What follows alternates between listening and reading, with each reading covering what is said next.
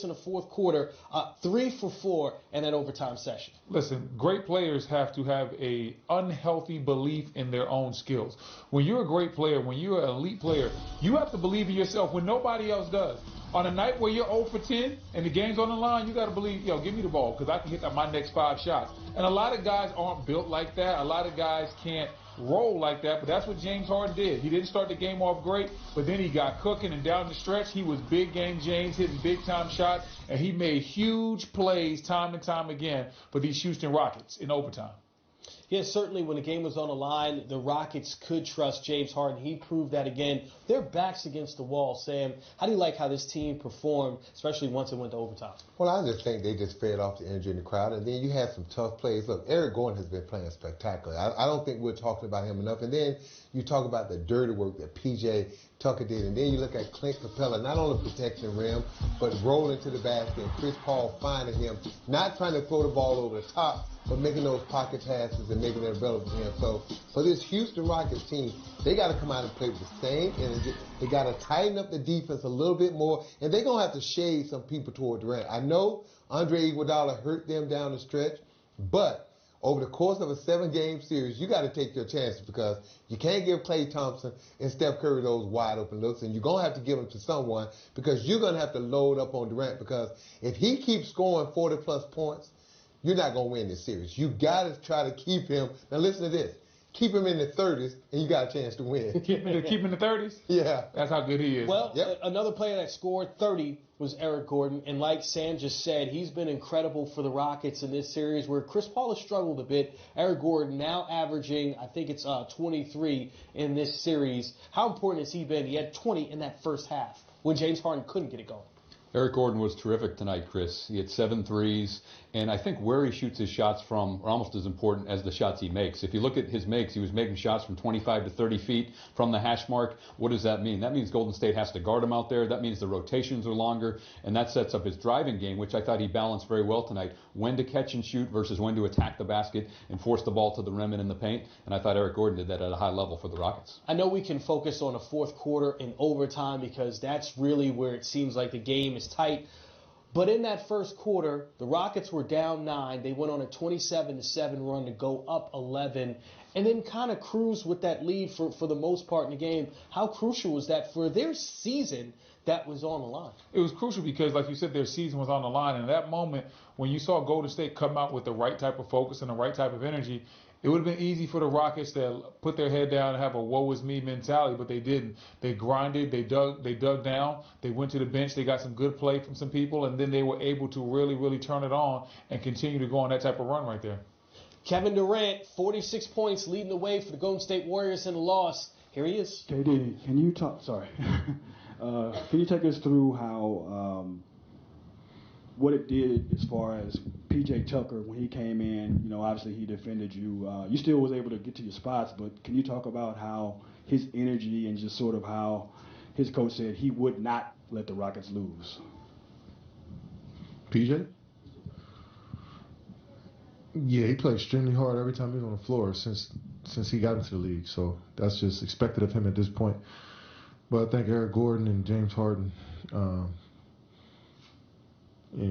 probably said the same thing that Coach said about PJ, that they weren't going to let them, those two wasn't going to let them lose, and they made big shots.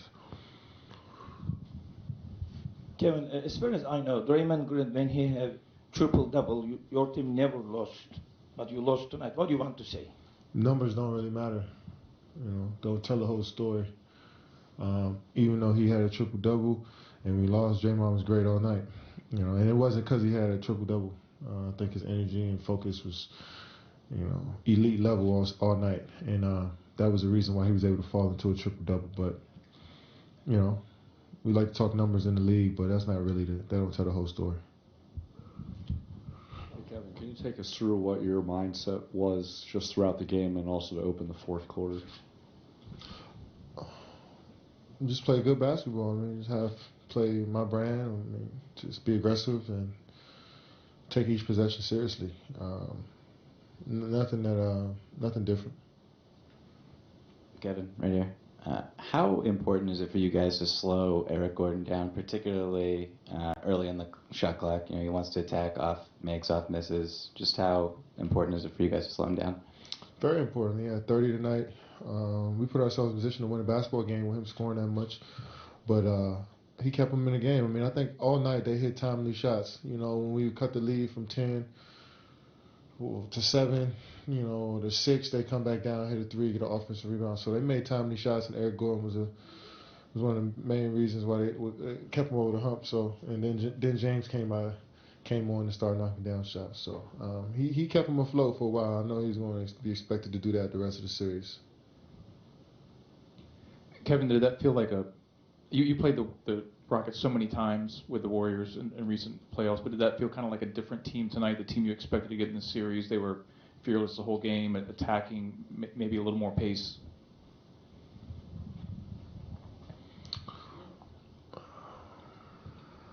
They made 4 more threes than us, and they out-rebounded us by 10. They got 17 offensive rebounds. That was the reason why they won the game. So they definitely played with a lot more force, crashing the glass. But they still played their brand. They didn't get away from what they do. They didn't, run different plays or try to get different guys involved. They just played their game, but they beat us to a few 50-50 plays. Kevin, it seems like they made a concerted effort really at the beginning of the game to attack on the paint. I think they had 34 paint points in the first half. Is that usually not what you think of those teams? That team is usually a three-point shooting team.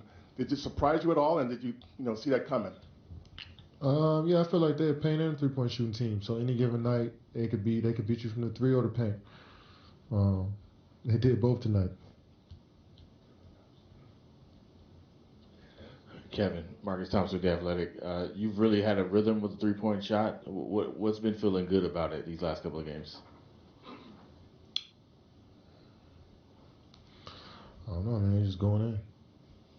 I don't know. I tried to come up with an answer. I ain't had one. They just going in. Maybe I'm leaving my follow through up a little bit longer. No, for real, than I was in a regular season. I was flicking it in a regular season. I think I'm a little bit more focused on holding my follow through. So write that, Marcus.